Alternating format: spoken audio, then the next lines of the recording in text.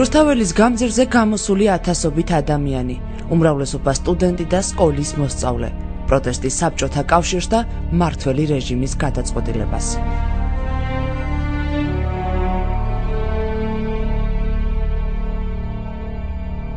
1978 წელს ქართული სახელმწიფო ენის სტატუსი კითხვის ნიშნის ქვეშ პირველად დადგა.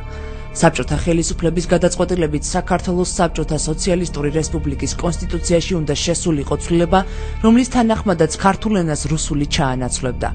33 წლის წინ საბჭოთა კავშირში შემავალი რესპუბლიკების ხალხთა ენების სტატუსს კარგავდნენ იმ საბაბით, რომ ისინი ბოლომდე ვერ ასრულებდნენ სახელმწიფო ენების ფუნქციებს. ცვლილება, რომელიც საკავშირო კონსტიტუციის ახალ რედაქციაში შევიდა და რომელიც ქართულ ენასაც ემუქრებოდა საქართველოს უმაღლეს საბჭოს 1978 წლის 14 აპრილს უნდა დაემტკიცებინა.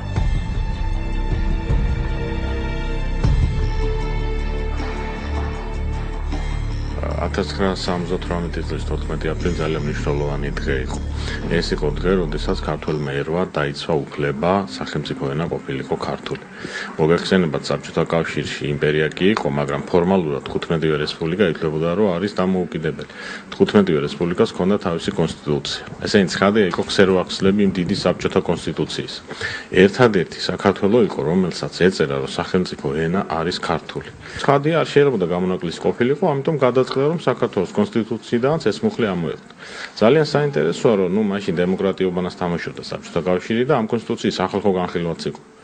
განიხილეს ეს სხვადასხვა ორგანოებმა, სხვათა შორის ბევრგან არ მოყოლია ამას მანდამის დიდი წინააღმდეგობა. მთავარი ძალა, ვინც ამის წინააღმდეგ გამოვიდა, იყო სტუდენტობა.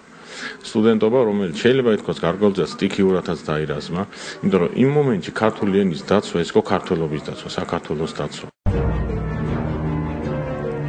14 აპრილამდე რამდენიმე დღით ადრე სახელმწიფო ტელევიზიით იმ დროს საქართველოს კომპარტიის ცენტრალური კომიტეტის პირველმა მდივანმა ედვარდ შევარდნაძემ თქვა, რომ კონსტიტუციიდან ამოღებულ იქნება პუნქტი ქართული ენის სახელმწიფო ენად აღიარების შესახებ. შევარდნაძის გამოსვლამ საბჭოთა ხელისუფლების მიზანი ნათელი გახადა. კონსტიტუციის 75 მუხლის გაუქმების საწინააღმდეგო პირველი ტალღა სახელმწიფო უნივერსიტეტში აგორდა.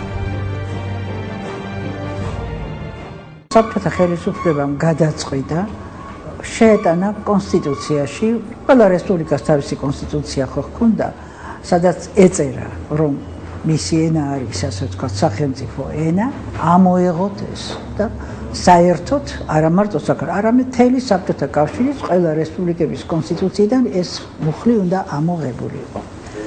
ამას მოყვა ჩვენთან ძალიან დიდი პროტესტი. და უნდა გითხრათ ჩვენი უნივერსიტეტის სასახელოდ და დღეს არავის მაშინაც ეჯვარებოდა, რომ ყველაფერი დაიწყო აქ, უნივერსიტეტში. დაიძრა უნივერსიტეტიდან კოლონა, GPI ერქვა, ეხლა რომ ტექნიკური უნივერსიტეტია, იქიდან უზარმაზარი კოლონა წამოვიდა, მიდიოდნენ გზადაგზა უერთდებოდა ხალხი და საბოლოოდ მოხდა ის, რომ შევარდნაძემ გამოაცხადა სესიაზე, რომ ეს მუხლი ამოღებული არ იქნება და დარჩება, რომ ქართული ენა იქნება სახელმწიფო ენა საქართველოში. თბილისის სახელმწიფო უნივერსიტეტიდან დაწყებული საპროტესტო მოძრაობა მთელს თბილისს და საქართველოს მოედო. საბჭოთა კრემლის გადაწყვეტილების შესაცვლად ფარული ხელმოწერების შეგროვება დაიწყო. სტუდენტების აქტიურ საპროტესტო მოძრაობას პროფესორ-მასწავლებლების უმეტესობა შეუერთდა.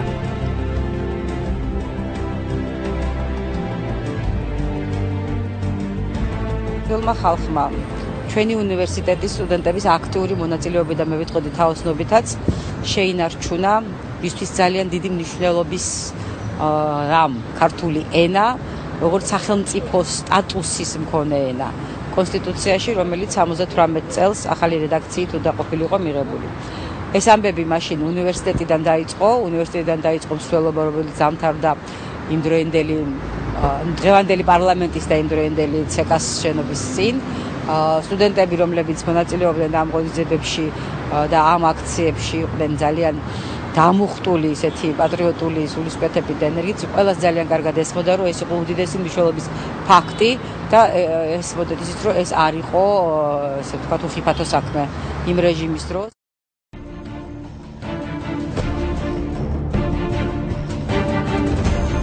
სამხედრო ძალის მობილიზების მიუხედავად 1978 წლის 14 აპრილს, როდესაც უმაღლესი საბჭოს სესიაზე ქართული ენის საკითხი უნდა გადაწყვეტილიყო, თბილისის ცენტრში უამრავი ადამიანი გამოვიდა.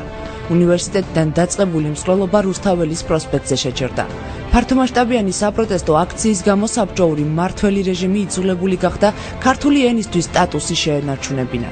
ისტორიკოსები მიიჩნევენ, რომ გასული საუკუნის 80-იან წლებში ეროვნული მოძრაობის აღმავლობას პირველი ბიძგი სწორედ 1978 წლის 14 აპრილმა მისცა.